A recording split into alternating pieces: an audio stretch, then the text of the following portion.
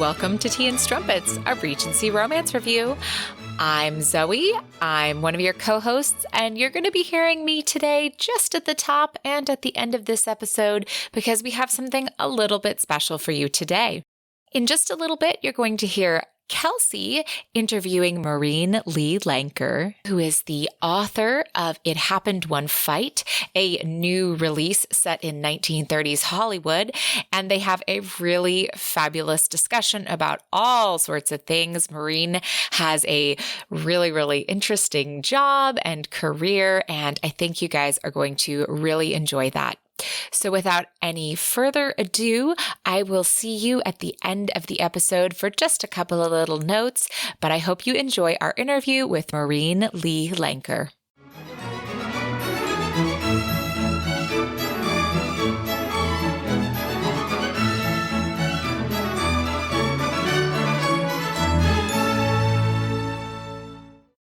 Hello, and welcome to Tea and Strumpets. I'm Kelsey.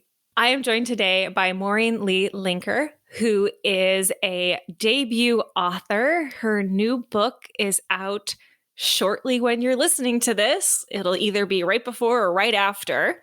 So we're here to talk to her today about her new book. But hello, Maureen. Thank you for joining me today. Hi, Kelsey. Thank you so much for inviting me on. I'm so happy to be here. Yes. So this has been a long time coming. So for listeners, Maureen and I have a mutual friend who is, hi, Kristen. I know you're listening. Hi. Hi, Kristen. So this is she's a good friend to both of us. And so we met many years ago briefly at a thing. Kristen's like, Maureen's great. Kelsey's great. Meet. And so as we have both been doing things in the world, Kristen's like, Maureen, Kelsey's doing a thing. And then she's like, Kelsey, Maureen's doing a thing. You should talk to Maureen. And I'm like, Maureen's great. Let's do something. So we're finally doing something. Woo! Thank you, Kristen. Yes. So while today we're here to talk about your book, I have one question just to break the ice and really help us get into the mood. And we're going to start with our favorite question to ask, which is, what is your favorite romance novel and why? Okay, well, I did come prepared for this because it is a challenging question, but my favorite romance novel is One Good Earl Deserves a Lover by Sarah MacLean. Mm-hmm. And it is part of her series that's about a secret gambling club that a lot of aristocrats go to.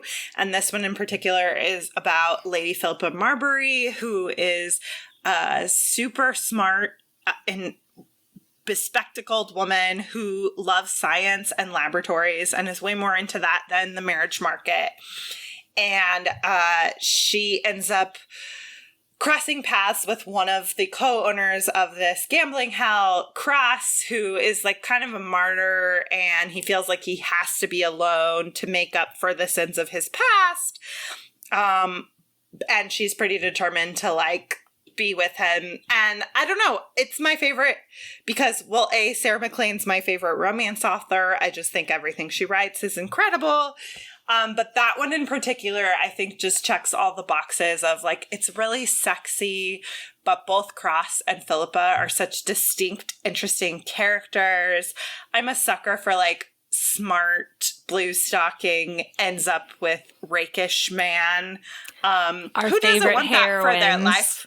Exactly. Yeah. Our favorite bookish heroines end up with the rake. It's my favorite thing as well. Is that the one where he like does all the boxing matches? Like he's the boxer too? Nope. That's Good Duke Goes Unpunished. That's the one right after One Good Earl, which is, it's also great. I just love One Good Earl because Cross is very good at math and Philippa loves science. Yes. So they have these like really nerdy conversations together, which I'm a huge nerd. So I find that really hot. Yeah. Yes. That's a great series.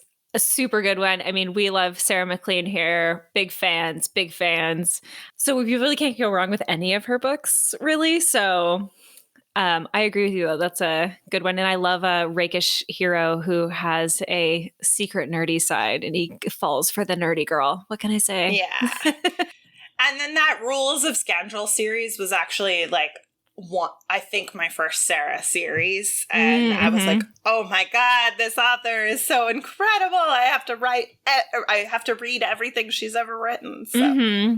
Yeah, I think I finally did end up reading her whole library, which is great, except for the fact that now I have to wait for all the new books to be published and it takes forever. Let me tell you, I have an ARC of Knockout and I just started it last night and it is already, I'm so hooked. I've been so excited for it. I just love this series so much. I've been so excited. Imogen is just like my favorite. So. It's already like firing on all cylinders. I am so into it. Like the Hell's Bell series, I feel like each book, she's just been one-upping herself. And I'm only like 40 pages into Knockout and I'm already like, okay, well, I loved Heartbreaker, but I think I already like this one more. So great. I cannot wait. I've already pre-ordered it. I'm just like waiting for the day that it comes available to me. Super. So I love getting started. We could gush about Sarah McLean forever. However, I want to talk to you a little bit more about you and what do you do? How'd you get here? So for anyone who doesn't know, Maureen works for EW and she started out, correct me if I'm wrong, I'm just remembering my conversations with Kristen.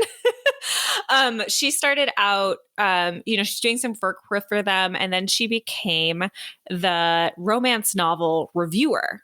And so, yes. And since then, you've done some amazing things. You've met actual stars like Andrew Garfield and Brett Goldstein, or I don't know, Kermit the effing Frog. Like, what the what? Definitely my dream celebrity to meet, and he lived up to the hype. My boyfriend calls Kermit my other boyfriend because there's a picture of us hugging, and it makes him very jealous. Just blown up across the wall. Just be like, it's the Kermit and Maureen show. You're secondary. Sorry, you're not part of this. What's actually really funny is that I used a picture of me and Kermit and Miss Piggy and Gonzo and Robin and Brett Goldstein from this interview we did about Muppet Christmas Carol on my Christmas card this last year. And it said, God bless us, everyone. It had that picture. And, my boyfriend is a dark-haired, tall man, a little swarthy. And so multiple people did, in fact, think Brett Goldstein was my boyfriend. And I was not really that quick to correct them. You're like in a world, like, baby, I love you, but still in a world. Oh, the day that I was going to do that interview, my boyfriend was like, all right, so if you two end up getting married, I will officiate. I give you full permission to leave me for Brett Goldstein. Yes. I would 100% agree. I actually was able to see Brett Goldstein's live show. Like he did a comedy special in San Francisco and I like pre-ordered the tickets and I got it on the first day. Like I got to see the whole like live thing and I was just dying. It was so great. It was so worth it. Like, but when I saw those tickets come up, I was like, bye. I had an alarm set for the pre-sale. I was like, I'm getting into this. Do not stop me. So very good. So I'm extra jealous that you've actually met the man in person. But I'm jealous you got to go to that show. I bet it was amazing. He keeps announcing shows and I'm like, come to Los Angeles. How hard is it? I know he's in San Diego, which is close, but not really. No, I know. But I love that you set an alarm because like in the past, I got up at like 2 or 3 in the morning to buy tickets to see Benedict Cumberbatch in Hamlet. So I feel your dedication. Yes. There's not many things that I feel like that level of dedication to, but like that one, I was like, oh no. And at the time it was one show. I mean, he ended up adding shows, but when it was announced, it was one show. And I was like, I'm getting in. I will not miss this. Oh, so good. So yeah, tell us about your journey and how you became the romance novel reviewer. That's a great job. Yeah. So I started at EW as an intern, and I was actually kind of still early in my romance journey. Like, I had always been in love with love and love stories, and growing up, my favorite part of any movie was the romantic plot, and I loved romantic comedies, and everyone who knows me knows I've always been a hopeless romantic, but it somehow, like, took me a while to get around to actually reading, like, romance with a capital R as a genre. I read a lot of YA growing up. That was definitely romance YA. But then I would say the first, like, technical romance novel I read was Mia Thermopolis from The Princess Diaries wrote, with finger quotes, a romance novel. So I read that. And then, like, right before I started at EW, I started getting really into romance fiction. And I had, for a freelance job, interviewed Bea and Leah Koch of The Rip Bodice in Los Angeles, and was already starting to dip my toes in the water, but they were so encouraging and lovely and pointed me in the direction. But they are just encouraging and lovely. We've been able to talk to Bea on the podcast here, and it was really great when we were down at the LA Book Festival. I actually got to meet her in person. I was like, "Hi, we talked like 2 years ago over the internet. It's nice to meet you."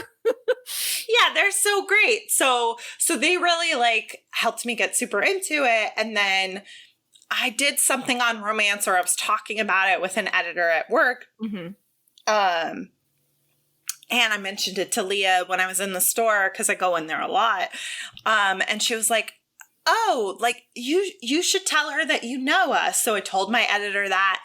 And then it turned out EW had been looking for someone who was interested in reviewing romance for, like, a really long time. What? And so they were like, "Yeah, why don't you just do a column and reach out to publicists, and if we like it, we'll keep doing it." And yeah, that's what happened. And I was still an intern, and I wrote it, and it was supposed to be an online column. And then Tina Jordan, who was the books editor at the time, liked it so much she made it the lead in print for that week when we still had a print magazine, RIP. Yeah. So, and then it just kind of, from there, it took off, and I've been at EW a little over 6 years now. The column was monthly for my first 3 or 4 years. And then we switched to quarterly, because I'm also work full time there as a reporter for film and TV and theater. And it was just getting to be too much to read that much a month. So we switched to quarterly, but it's still going strong. Hot stuff. It's seasonal now. So the next one, we just had one in May for spring reads, and the next one will be up in August for the summer. Fabulous. That is so great. I love, again, just romance community, like helping each other. And it's just little things. It's like the encouragement. And I love this only because every author we've spoken to has talked about just the support from other romance authors, and just their unwavering support and love and encouragement. And everyone's had a very similar story. And I love that, like, even with Bea and Leah, who just run a bookstore, not just any bookstore, I will say, an amazing one. But, you know, they run a bookstore, and even so, they're like, do it, encourage, say you know us, give us a shout out, like, do the thing. And it's panned out. So that's just extra nice to hear. Yeah, there's, as I was first getting into romance and first starting the column, like, that was something that really motivated me to keep going, was that sense of community, and that so many authors and readers are just each other's cheerleaders and here for each other to give each other advice. And, you know, like any community, there can certainly be difficult people and outliers and hard times, but I do think overall everyone is just really supportive of each other and wants to celebrate the fact that we all love to read, and some of us love to write this genre. So, well, you know, all the writers are also readers, so we can't help it. It's true. But so I also wanted to talk to you about, so like one of your, if I remember correctly, you had a big cover story for the magazine around Bridgerton. And so I'm curious because you started becoming the romance reviewer around the same time as Bridgerton, was being announced and coming out. And that's been a huge boost for the genre. More people, even this podcast, people discovered it after we did our episodes about the series. They loved it so much. They Googled it and then they found our show. Hi, all of you. Thanks for listening. But so how is that impactful on your career and about that opportunity to do that interview? Yeah. So, well, it's funny. I was actually in the airport in Denver, coming home from the Romance Writers of America conference that had been in Denver that summer. I was waiting to board my plane to come home so that I could go to Comic-Con with EW.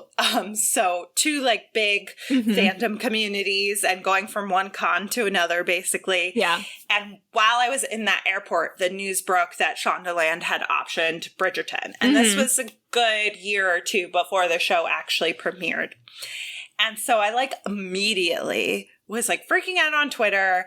I emailed my editors. I was like, this is going to be huge. This is going to be Outlander sized in fandom and scale, if not bigger. Yeah. And I honestly feel like it's probably been a little bit bigger.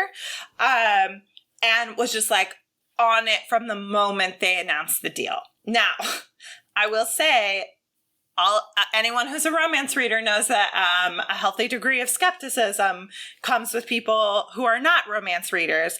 And my editors were very skeptical. And we ended up doing a feature on the first season, which was great.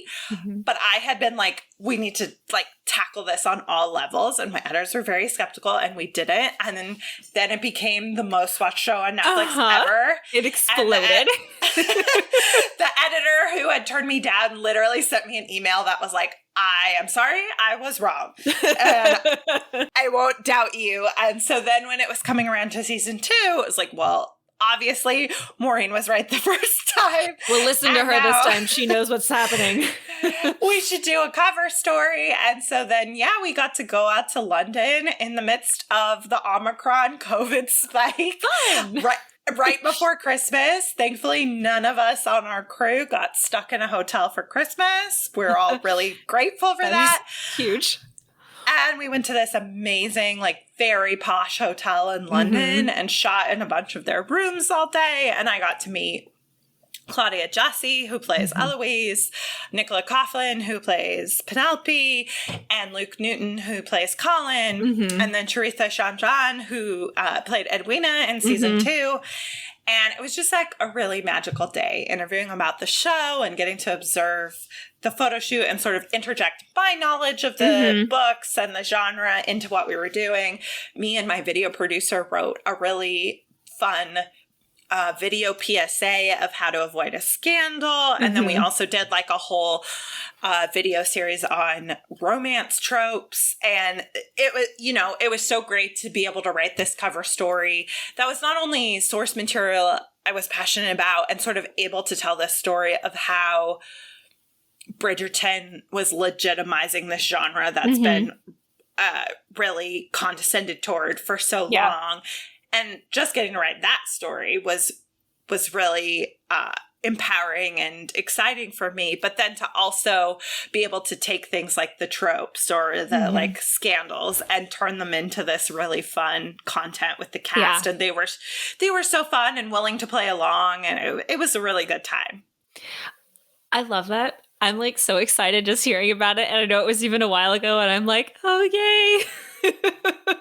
Yeah, it was so much fun. And I can't wait for season 3. I loved Queen Charlotte and I want season 3 to be here now. So yeah, I'm really excited. I'm also excited that I heard, that season 3 was delayed because they Shonda got it into production and then she was no, something's not right. We got to go back.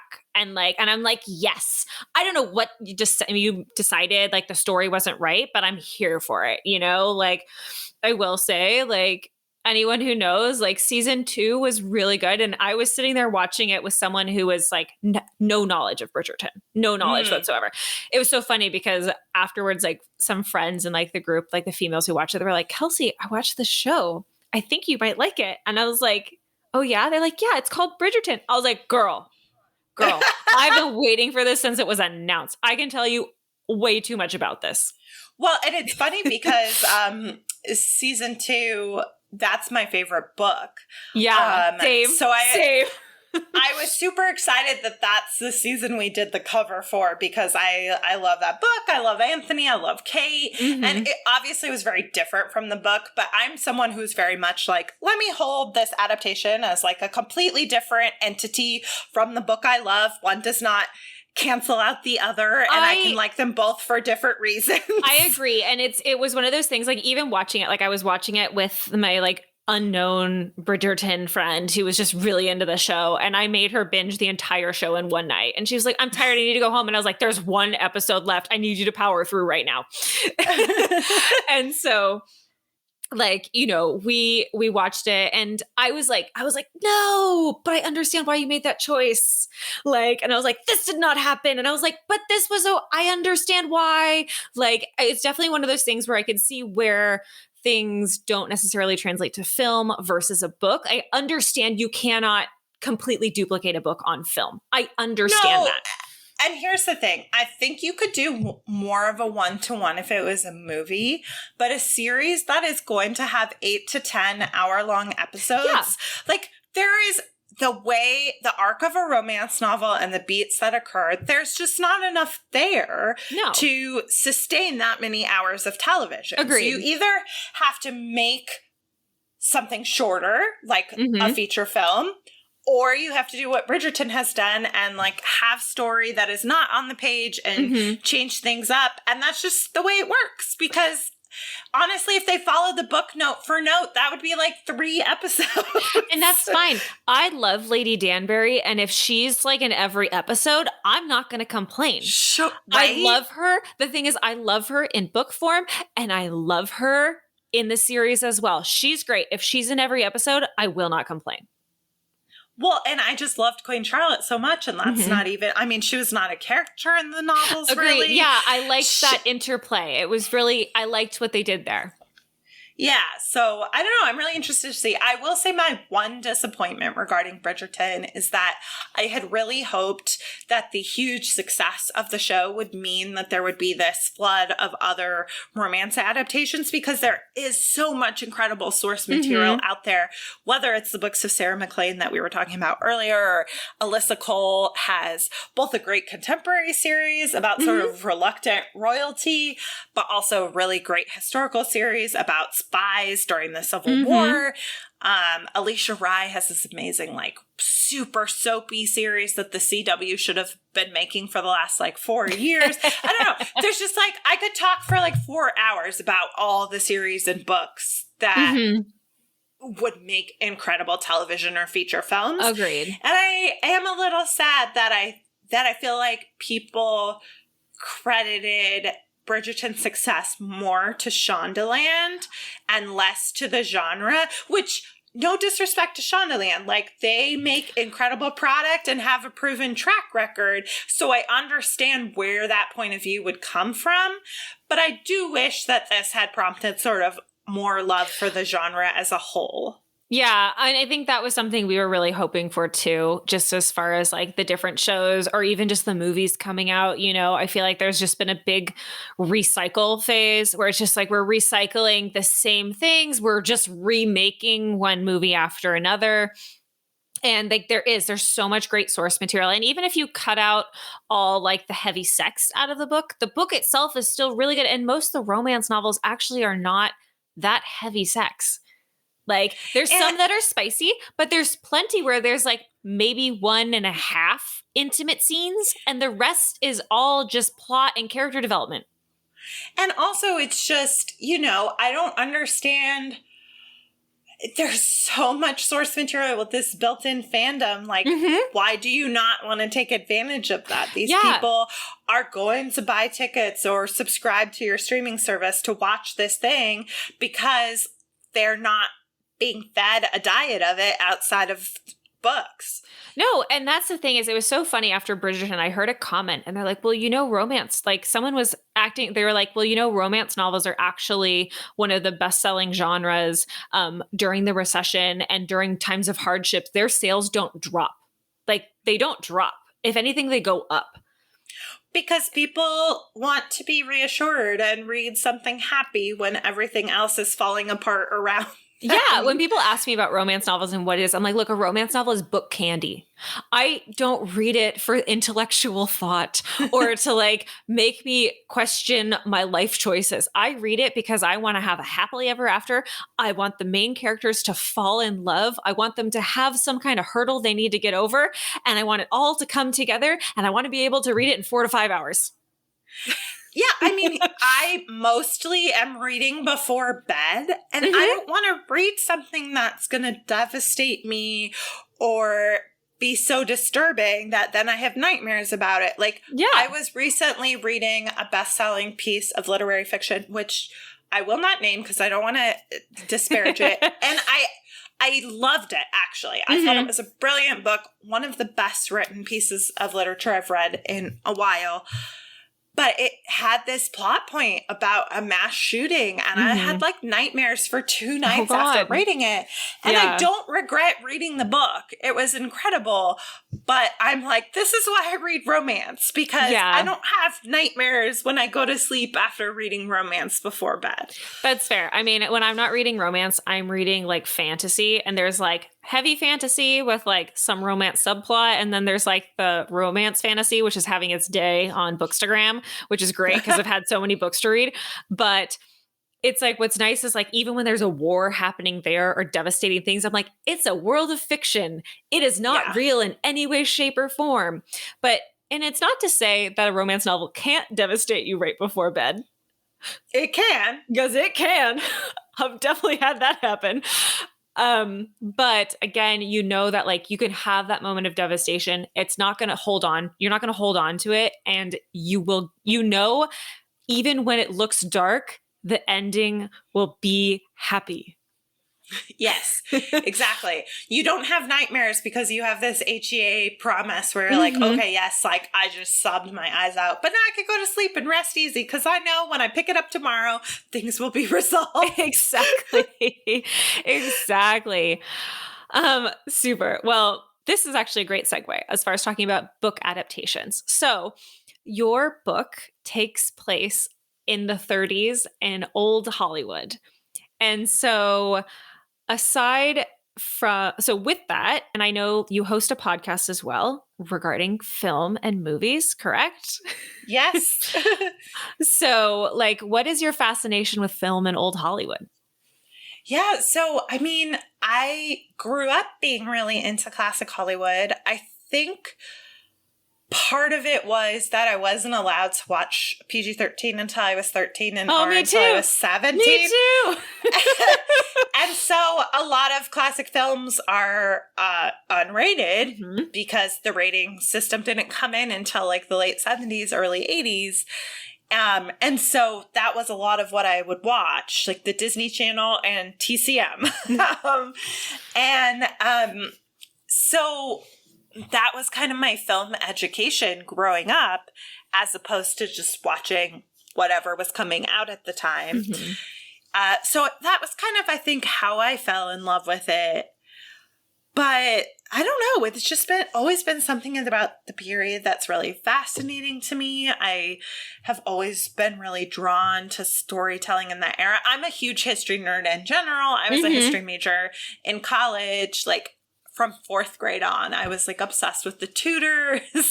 I've always been really fascinated with different historical eras. And I've also always been a huge lover of movies and film. And so I think in some ways, like being into old Hollywood allows me to combine those two interests in a sense. That's fair. It's funny you say that about not being able to watch movies until like my parents were so strict about like those rules. Like it is insane. But it's so funny because I also grew up watching old movies. I have a collection of old musicals. I'm in love with an old musical. I also just have old movies in general. Like for a long time, like my favorite movie was like My Girl Friday. Like, His Girl Friday. His Yes. Girl Friday. Sorry, you're right. His Girl Friday. God, I'm terrible with names, but His Girl Friday.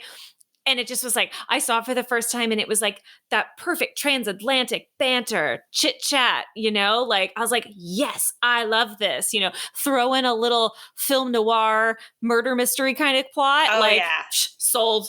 Well, I would say my like gateway drug, even though I had watched classic films before this and certainly enjoyed them, but like my first real obsession was Gone with the Wind. And of course, that is a romance. It doesn't end happily, but it's a lush love story with a lot of ups and downs. And that was what made me fall in love with it, was like Scarlett and Rhett and that love story, but also the costumes and the sets. And I could not get enough of like behind the scenes stories. And I think I've probably read every book ever written about the making of the movie. And that was really what first got me into it and captured my imagination. And having sort of that dual thing of the product of the movie that is so magical and holds your attention, but then at the same time has this like really rich and interesting story behind the scenes. And understanding that, every single film that you watch could have that. And that was kind of my first exposure to that, and really wanting to start to learn about that or try to find out that information anytime I watched a film. But yeah, it's funny. A lot of people ask me about like my parents being super strict about that and if I'm resentful of it. And I'm always like, no, because it introduced me to things that I probably wouldn't have encountered otherwise, and really helped shape who I am as a person. And to be honest, I might do the same thing with my own kids because of the positive impact it had on my life in the long run. Oh, I'm for sure going to show them problematic movies from the 40s and then explain the problematic things, but also why we love them. Exactly. Like one of my favorite, and I love it. No, but I think like one of my good friends, we were really into musicals, and I was like, I got a musical for you. She's like, oh yeah? And I was like, it's called Seven Brides for Seven Brothers. I love it. Watching it. And like to this day, my husband had like no idea what was happening. It was like around the 4th of July, and my stepmom calls to tell me that like PBS or whatever, or Turner Classic Movies is showing Seven Brides for Seven Brothers. And my sister is over, who also watched this with me a million times. And she was like, and I was like, Seven Brides for Seven Brothers on TV. I have the movie. We could watch this at any time. Nope. But you gotta turn it on. We play it. It's like in the middle of a song, and there's just my sister and I like belting and dancing in front of the TV. And my husband and one of our friends is over, and he's like, what is going on? And I was like, you don't need to worry about it. We're having a great time. One of my best friends from college, who I actually co-host my podcast with, it's her all-time favorite movie, and she got married in June last year specifically because of the song. My sister just got married in June, and they were originally talking about an October wedding, but then the June date came up, and my sister's like, I kind of want to be a June bride. Well, so my friend Oriana was like, I don't care about anything for my wedding in terms of like a specific date or setting, but I do really want to get married in June because I want to be a June bride because of this song. Because you're a bride for your life. You're a bride all your life. Come on. Yeah. And then I officiated, and I had like a bunch of quotes from Seven Brides for Seven Brothers in the ceremony. It's great.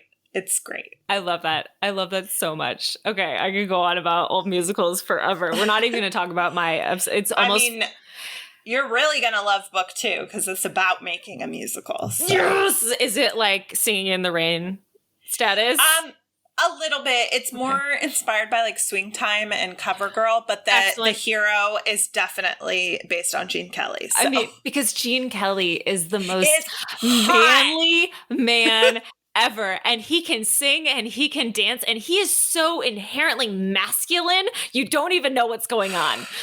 I don't know if you've seen The Pirate, but Gene Kelly's short shorts. The Pirate? Yes. Judy Garland. Come on.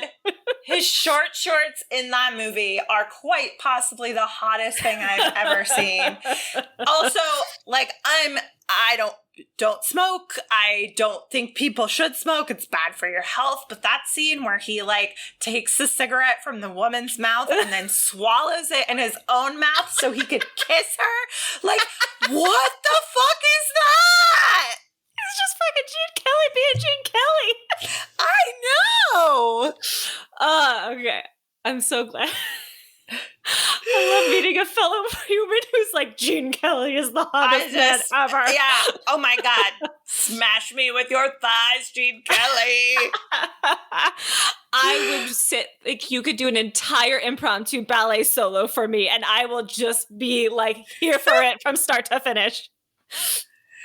Oh my God. Oh my God. I don't even know where I was going with that. I got sidetracked by Gene Kelly so hard. Oh, I was going to say, because my other go-to, I've seen a zillion times, and it's June now, which means it's close to 4th of July. I don't know about you, but The Music Man is the only movie you watch on 4th of July. I actually always watch Yankee Doodle Dandy, another great classic musical. Also great classic musical. I do love The Music Man. At the TCM Festival this past April, I got to see Shirley Jones in person. Wow. At a screening of it, which was really special. That's so special. Yeah. I love it. Yeah. I feel like it's so funny. Even like if it's just me in my house by myself, I'm like, I just need to watch The Music Man. It's fine. I get that. Awesome. Okay. So we've touched on this. Your book takes place old Hollywood. We've talked about the fascination.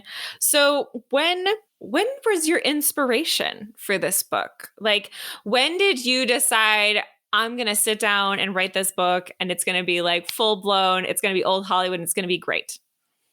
Well, as we've kind of established, I've always been obsessed with that world. And like in high school, we had to do a video project in drama. And I wrote like an original film noir and shot it in black and white and edited it in iMovie. So I've always wanted to tell stories in that space. Mm-hmm. But in terms of this book and it being the first in a series, I got the idea from interviewing Keanu Reeves and Winona Ryder when they were making this film Destination Wedding. She says real casual. Casual. Well, I was actually the reporter who I asked them a really simple question, like, what did they think about destination weddings? Were they a fan? Did they like going to them or whatever? Mm-hmm. And Winona Ryder, being Winona Ryder, goes off on this tangent and is like, Keanu, I think we were married on the set of Dracula. And he's like, what? And she's like, yeah, because it was a real Romanian priest. And, we did the full ceremony because Francis Ford Coppola, the director, wanted us to do that. And, we said our vows. So, like, in the eyes of a Romanian church, we're really married. And Keanu's like, yeah, okay, well, if you say we're married, we're married. And, of course, this went viral. Like, people added Keanu Reeves as Winona's spouse on Wikipedia. It was insane. But it did spark this idea of like, what if that actually happened? Like, what if two movie stars got married for real by accident on set? And then I was like, but it's not that interesting if it's like Keanu and Winona where they like each other and have a lifelong friendship. Like, because they'll just roll with it and then get it annulled when it's convenient. I was like, what if they hate each other and this is the worst possible thing that could ever happen to them? And then I was like, oh my God, that's like the plot of a screwball comedy. And I want to write it in that era of when those types of films were being made. Mm-hmm. And then sort of what sealed the deal was like about a month or so after that, I went to a screening of this film, Merrily We Go to Hell, which is an amazing pre-code film with Frederick March. And during the introduction of that film, Carrie Beecham, who's an incredible film scholar, was talking about how the minister in that film, Neil Dodd, was a real minister. He was ordained. but he played ministers in Hollywood films a lot in the 30s and early 40s because he was sort of in that community. He brought his own costume, all this kind of thing. And so I was like, okay, great. Well, there we go. Like, there's some context. A real minister working on set. And then we were kind of just off from there. I love it. And I love it's very much screwball. And I love the dialogue. It already has that snappy, 30s, 40s, like old school vibe. Like even just the dialogue in the book, it really has that vibe to it. I think it really was captured in the language that you're reading, which is great. It really makes you feel like you're there. Thank you so much. That means a lot to me because I really want the experience of reading this book to be like watching It Happened One Night or His Girl Friday or Bringing Up Baby, any of those great classics from the era. Like, I want you to have the feeling and the laughs and all the like bubbly good feelings inside that you get watching one of those movies, reading this book. Well, you definitely have captured that. Like I was already there, like feeling high society with Katharine Hepburn and Bing Crosby. Oh, like I'm getting those banter vibes. Like yes. You combined two movies. It was Philadelphia Story, which is Katharine Hepburn, and then the musical remake is High Society with Bing Crosby and Grace Kelly. Damn it. Both. I'm like Katharine Hepburn. They're basically the same movie. There's just the non-musical and the non. I was like Katharine Hepburn, and then you're right. It is Grace Kelly. But my ability to recall names is just real astounding. I mean, Philadelphia Story is one of my all-time favorites and definitely an inspiration as well. Like the chemistry between Katharine Hepburn and Cary Grant in that movie is extraordinary. Oh, Cary Grant, another man's man. It's so true. Actually, in the book, Joan, my heroine, is engaged to another actor who is sort of this matinee idol. And it's a marriage of convenience for them both. And that's how it comes out that she is engaged to, or she's married to Dash Howard, the co-star she hates. And Monty Smith is a combination of Montgomery Clift, but also Cary Grant. So, yeah. Yeah. No, I love it. And I really liked, you learn very quickly on about that marriage of convenience with Monty. And like, I loved it because there are so many true stories of like really famous Hollywood stars in that era who really had to be something else in public and not in private. And it's really feel right away like what Dash is going through. Like he's like, like this is not who I am, but like the studio needs me to be the playboy because that's what gets the papers sold. And like that's what keeps the momentum going. But like with this imposter syndrome, like I'm getting so I can see where you're pulling all like the true life stars into these characters. Like I can really see those parallels. And it really, as someone who also really loves history and finds like who just like will randomly go down rabbit holes, I find it all really interesting. Like, feeling very much like those Rock Hudson vibes and, all of that too. So. Yeah, I mean, it was just such a different system of stardom from what we know now, especially with social media, which obviously is still somebody curating what parts of their lives they share with you. But there's an immediacy with stars now and a sense of ownership and familiarity that did not exist in this era. Like, stars were made by the studios and then magazines and papers helped sell whatever image the studio assigned to them, whether or not that was true to who they were as a person.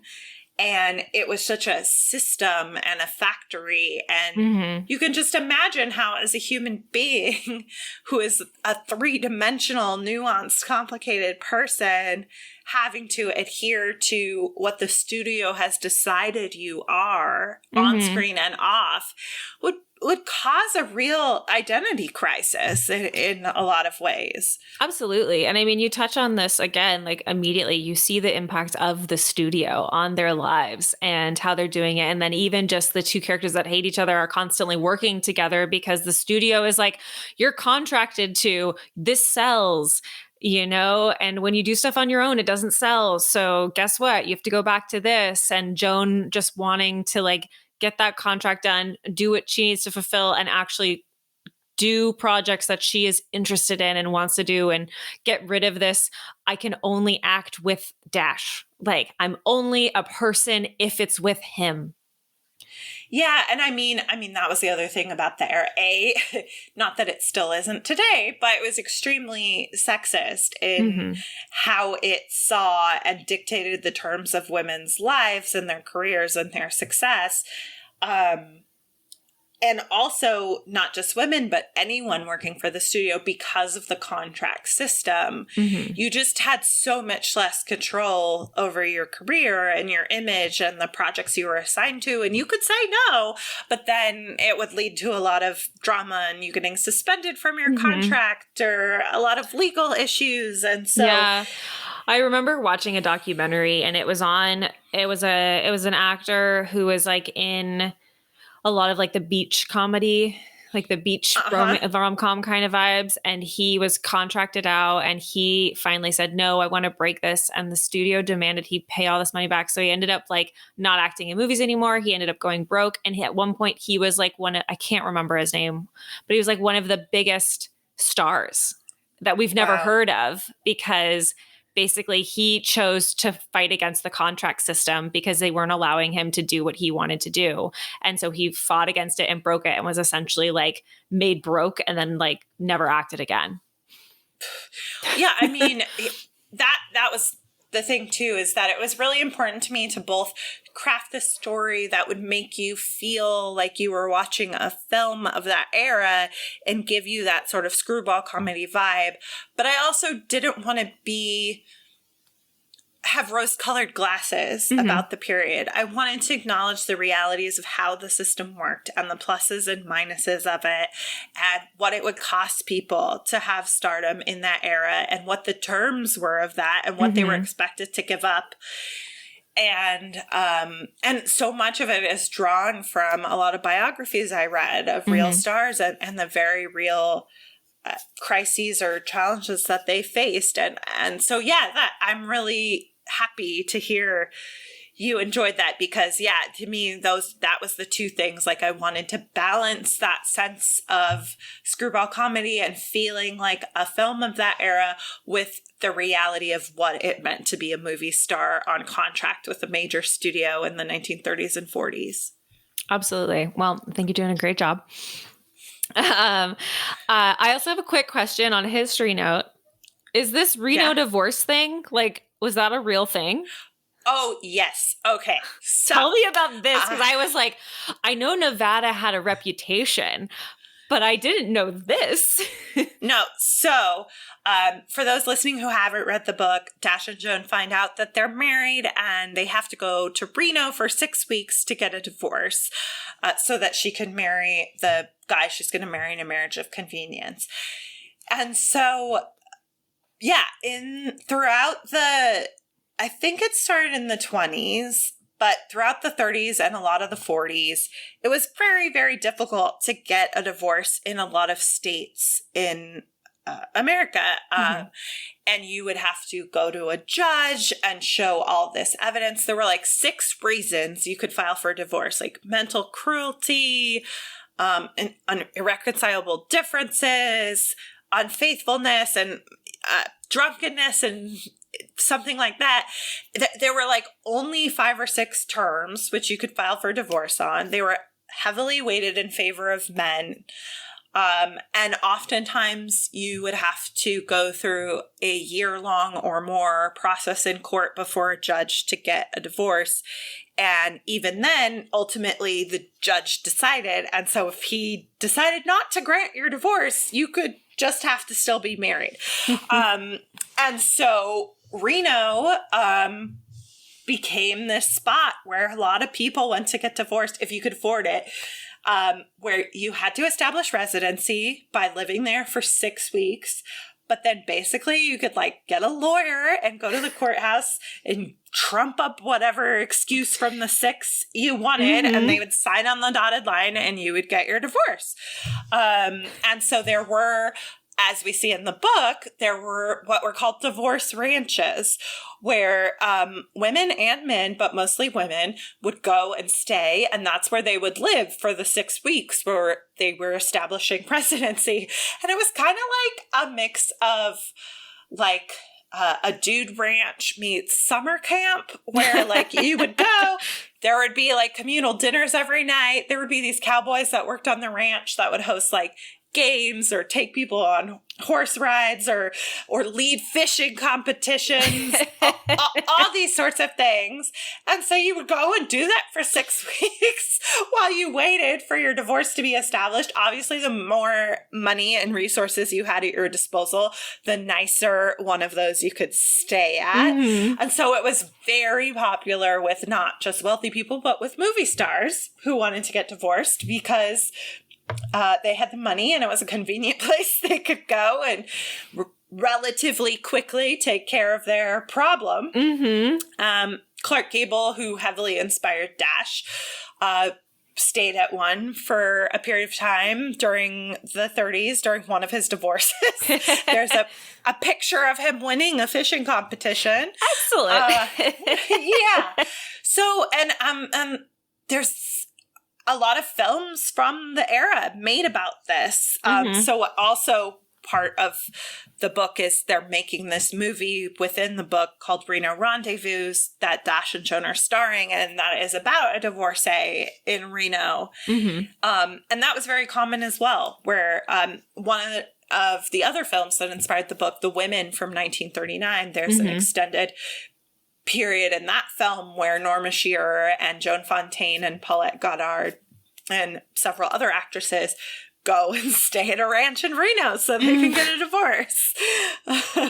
Wow. See, learning something new. I love history. It's just the 30s and old Hollywood was just a wild time. It's just a wild time in California. Truly. I mean, you could also go to Mexico, but I think people preferred Reno since it was still on American soil. That's great. Super. Okay. So you've kind of already answered the question, because my last question regarding your writing and everything was like, was there more? But now I find out there's a musical in my future. Yeah. So, I was contracted for a 3-book deal, so there definitely will be at least 3. Woohoo! I'm in the thick of edits on the second book, which is actually titled His Girl Hollywood. Yeah. And for those that read book 1, Arlene is my heroine Joan's assistant, but she's also the screenwriter of the movie they're making in Reno. And she's always dreamed of being a director. So His Girl Hollywood is about her making her directorial debut. And it's a musical. And the leading man is the toast of Broadway, who is also the boy next door that she grew up with, that she was secretly in love with, but has not seen in a decade. So... that's that. And then book 3, I have just started drafting. And it is about Flynn Banks, for those that have read the book. It's his love story. And if you buy them and read them, hopefully I will get to write more past that. I definitely have ideas. Well, I definitely... I'm already excited for number 2. So listeners, you can pick up It Happened One Fight now, I want to say. I can't remember. July 11th. July 11th. And I think this is going to come out either like the day before or 2 days after. So I want to say you can pick it up now. And even if you can't pick it up right this instant, you can pre-order it, which is even better. Woo! Gotta love those pre-orders. Super. Well, Maureen, since we're wrapping up, can you tell people where they can find you and find out more about you and keep up to date on this great series? Yes, so you can find me on Twitter and Instagram at the Maureen Lee. And I also have a website, MaureenLeeLenker.com, where I post updates. You can also sign up for my newsletter through my website, which I'm trying to get better at regularly sending updates through. So any of those modes of communication, I will definitely be posting updates about It Happened One Fight, His Girl Hollywood, and whatever is to come beyond that. Wonderful. Well, thank you so much for joining us. So listeners, go ahead and pick up It Happened One Fight by Maureen Lee Lenker.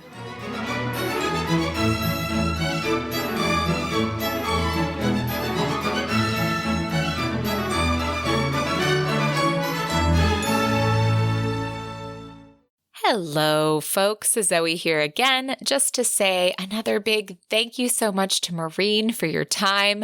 I loved listening to you and Kelsey chat about all things Hollywood and Bridgerton and your book and your series. I'm super excited. So now that the book is out, I'm going to be picking up a copy. And if you listeners would like to be doing that too, as Kelsey suggested you should right at the end there is a handy link in the show notes, or of course, maybe the Ripped Bodice has a copy you could order if you want a physical one, or your local indie bookstore as well.